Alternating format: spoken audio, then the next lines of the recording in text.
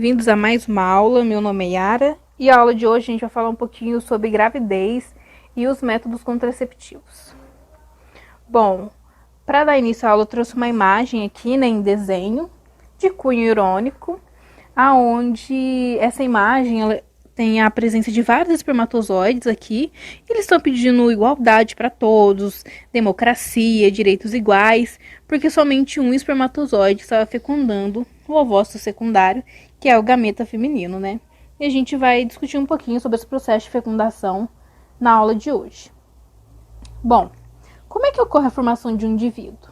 A formação de um indivíduo possui aspectos bastante complexos, né? Só que aqui a gente vai especificar somente no processo de fecundação e ainda bem por cima, né? Que é o que o processo de fecundação? É quando o gameta masculino, que é o espermatozoide, ele fecunda o gameta feminino, que é o ovócito secundário, e nesse processo de fecundação a gente tem a formação de um zigoto, né? O indivíduo 2N, que vai ter a quantidade genética ali de cromossomos que veio da mãe e do pai do espermatozoide, formando uma célula 2N.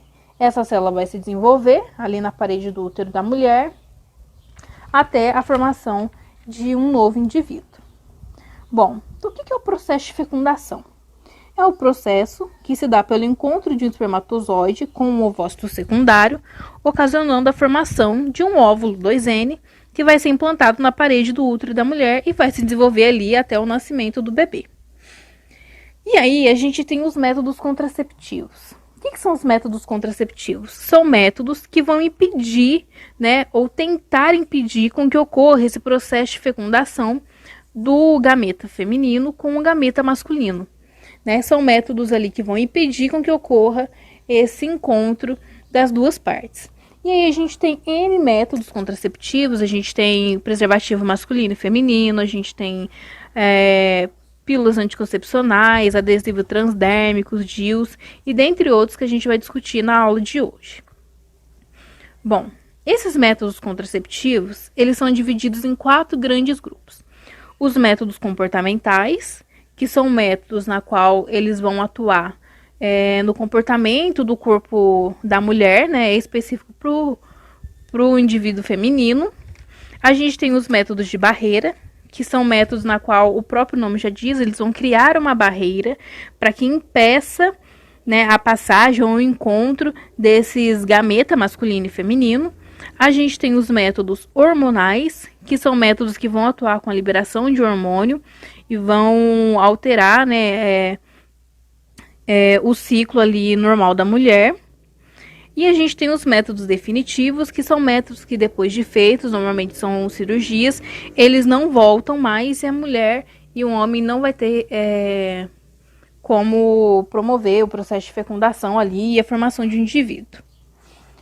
Bom, os métodos comportamentais, a gente vai ter vários. Dentro deles, a gente tem o método da tabelinha. O que é o método da tabelinha? Ele é um método que, através do calendário, a mulher ela vai poder acompanhar o provável dia da sua menstruação, que vai descer, o dia que a menstruação desceu, os dias que ela vai estar férteis, os dias que ela vai estar infértil e o provável dia da sua ovulação. Normalmente, as meninas, elas têm um ciclo que vai variar de 24 a 35 dias, isso é individual de cada pessoa, né? E sempre, depois do primeiro dia da menstruação, no 14º dia, é sempre o dia provável do dia da ovulação da mulher, que aqui no exemplo, como a gente pode ver, tá no dia 16, né? Então, é o provável dia de ovulação dessa mulher. 3 dias antes do dia 16 e 3 dias após o dia 16 são os dias que a gente fala que a mulher está fértil, né? Então ela tem uma grande probabilidade ali, se tiver relação sexual desprotegida, de engravidar. E os demais dias são dias inférteis da mulher. Então, através do método de tabelinha, ele é um método comportamental que a mulher ali pode estar se utilizando para saber os dias férteis ou infértil. Bom, outro método comportamental que a gente tem é o método da temperatura basal.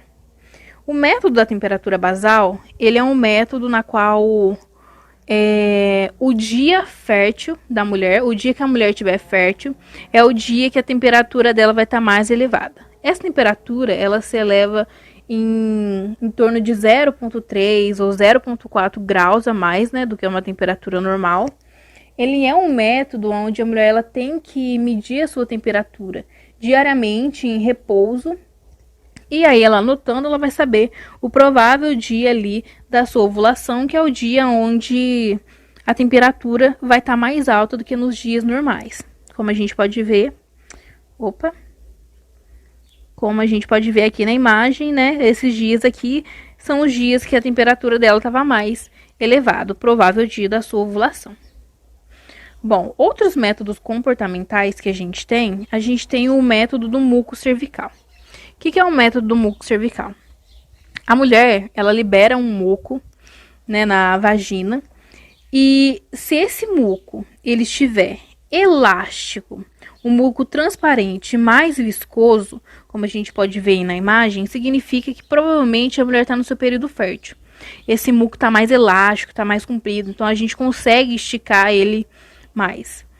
Quando esse muco, ele não tá tão elástico, não tá tão viscoso, ele quebra facilmente, ele não consegue, né, fazer esse processo de elasticidade, significa que a mulher está no seu período infértil. E aí, dentre esses 3 métodos que foi apresentado agora, o método mais eficaz, né, de todos, dentre os métodos comportamentais, é o método sintotérmico. O que se baseia o método sintotérmico? O método sintotérmico, ele é a combinação, a junção desses 3 métodos anteriores. Então, o método do muco cervical, da temperatura basal e da tabelinha. Com a utilização desses 3 métodos em conjunto, né, em junção, a gente tem uma previsão mais exata ali do período fértil da mulher, do período infértil da mesma. É chamado, então, de método sintotérmico. Bom, os métodos de barreiras, que são aqueles métodos que eles vão impedir mesmo, né, com que ocorra o encontro do espermatozoide com o ovócito secundário ali, a gente também tem vários. Dentre o mais conhecido dos métodos de barreira, a gente tem os preservativos, tanto o masculino quanto o preservativo feminino. E uma observação dos preservativos masculino e feminino, ele é o único método na qual ele previne as DSTs, que são as doenças sexualmente transmissíveis. Ele é o método mais eficaz contra DSTs, né? Bom, o preservativo masculino, ele é um preservativo não reutilizável, né? Utiliza somente uma vez. Tenta guardar sempre o local fresco, verificar se não tem nenhum tipo de furo, não abrir com dente o preservativo para não furar e a pessoa não engravidar, porque são métodos que a gente está utilizando, né, que a pessoa utiliza para que não ocorra o processo de fecundação e a menina não fique grávida, né? E a gente tem também os preservativos femininos, que são preservativos que são doados em postos de saúde, como os masculinos também, só que a maioria das pessoas às vezes não conhece o preservativo feminino, né, que tem total segurança e talvez até mesmo mais eficaz do que o preservativo masculino. Bom, outro método de barreira que a gente vai falar é o diafragma.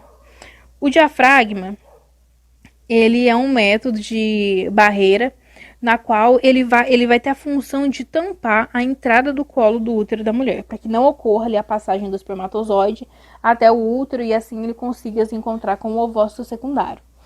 Esse método de barreira, ele é um método onde o diafragma ele é reutilizável, então depois do uso dele a gente lava, né, com água e sabão e a pessoa pode reutilizá-lo novamente. Recomenda-se, né, que retira-se esse diafragma somente depois de 6 ou cerca de 8 horas da relação sexual e não é recomendável que o mesmo seja utilizado no período menstrual da mulher, né? Porque impede ali com que ocorra a passagem da menstruação da mulher e isso pode ocasionar alguns danos aí futuros, né? O diafragma, ele é utilizado com espermicida, né? Que vai utilizar e vai ajudar na colocação desse diafragma ali. Bom, outro método de barreira que a gente tem é o DIU. A gente tem 2 tipos de DIU. A gente tem o DIU de cobre e o DIU hormonal. O DIU de cobre, ele é um DIU não hormonal, né? Na qual ele vai ser colocado no colo do útero da mulher ali, né? Dentro do útero da mulher. E esse cobre, ele vai promover com que diminua a motilidade dos espermatozoides, né? E até matando, promovendo a morte de alguns deles. Ele é um método que ele é de baixo custo, né, comparado ao método hormonal, tem uma duração ali de 10 anos. E só que o problema dele é que ele aumenta o fluxo menstrual da menina, a cólica e outros aspectos aí que incomodam bastante as meninas no período menstrual, né? Os próximos métodos que a gente vai falar são os métodos hormonais, aqueles métodos que vão utilizar de hormônio que vão alterar algum tipo de função ali no ciclo da menina. Vamos falar primeiro do DIU hormonal, que a gente acabou de falar do DIU de cobre, né? Então é bom dar uma sequência ali.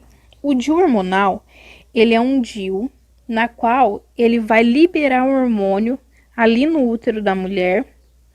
E esse hormônio que é liberado, a gente tem vários tipos de hormônio. A gente tem um DIU hormonal bastante conhecido, que é o DIU de Mirena, que ele libera um hormônio que é análogo à progesterona.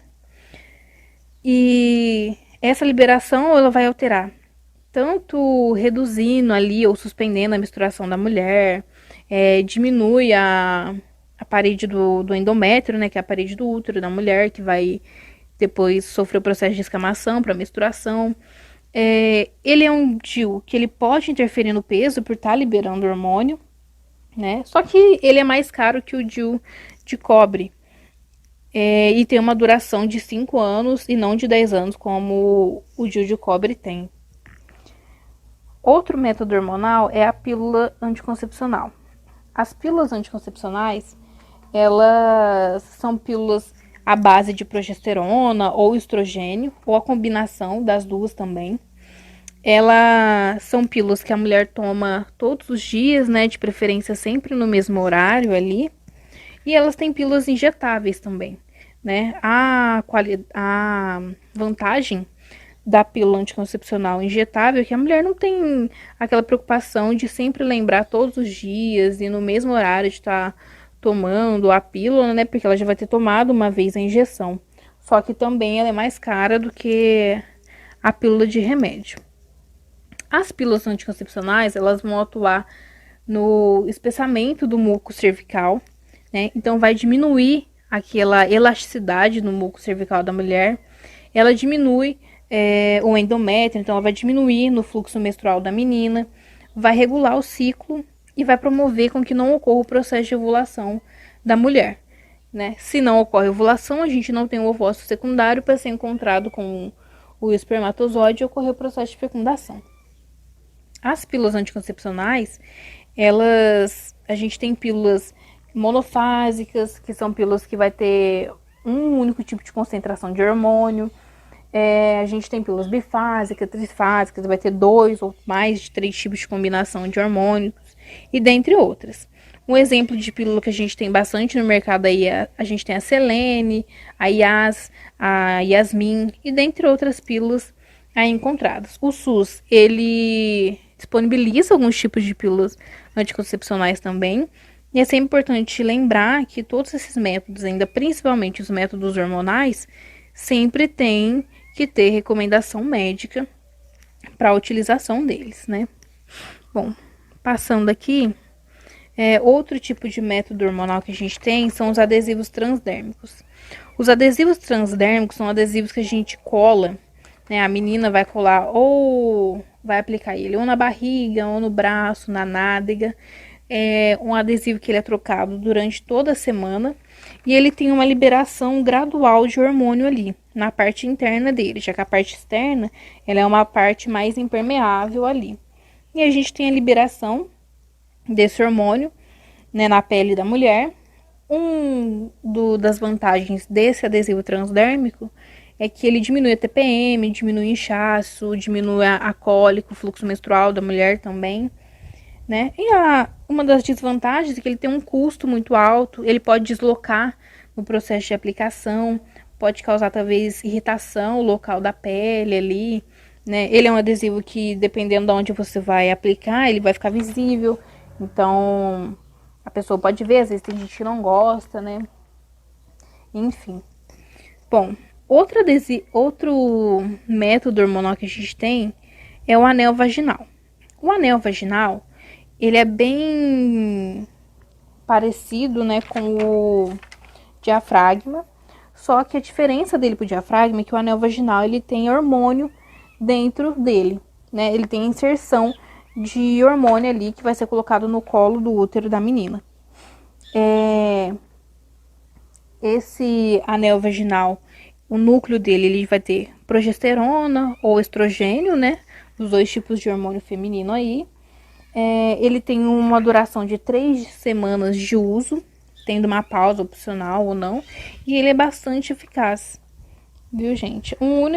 Algumas das desvantagens que o mesmo vai ter, tipo aumento da secreção vaginal, um desconforto ou irritação também na vagina, por ele ser colocado dentro, né, do colo, até chegar no colo do útero da mulher ali.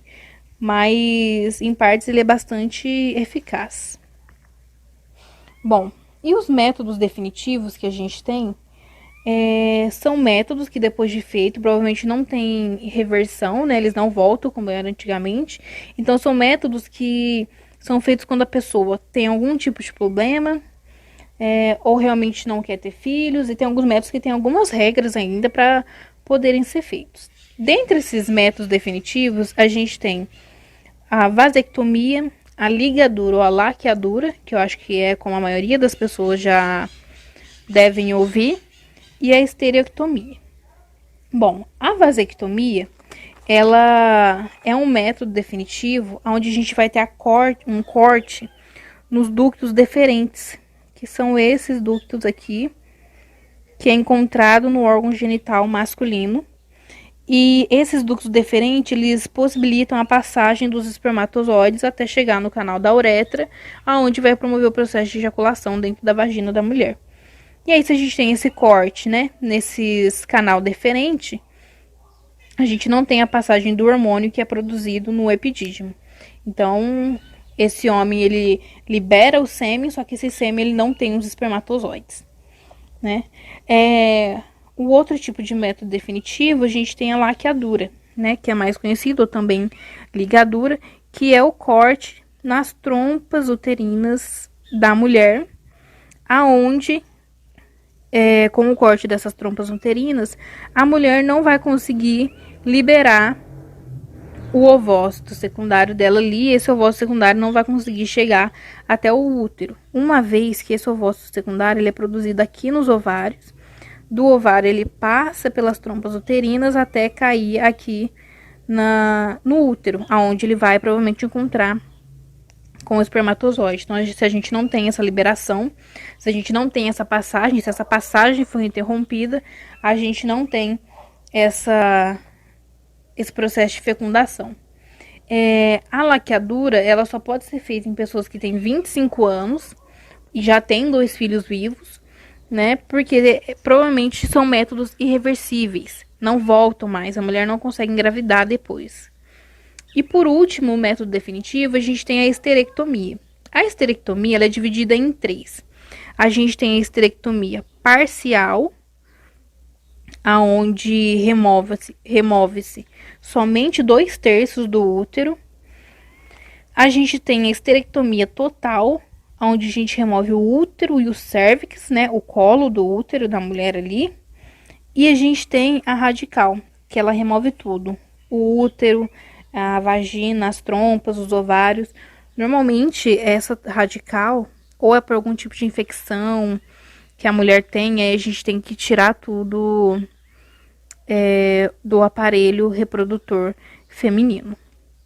Então, a gente tem esses 3 tipos: esterectomia parcial, total e radical. Bom, essa foi a aula de hoje. Espero que vocês tenham aprendido bastante coisa. Bons estudos e até a próxima.